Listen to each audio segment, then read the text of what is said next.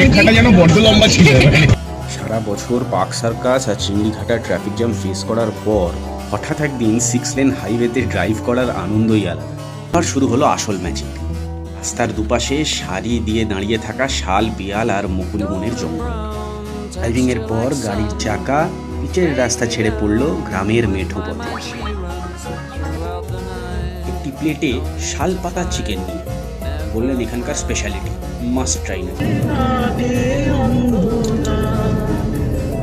একেবারে জঙ্গলের গা ঘেঁষে তৈরি এই রিসর্টটিতে পা রাখলেই এক অদ্ভুত শান্তি পাওয়া যায়।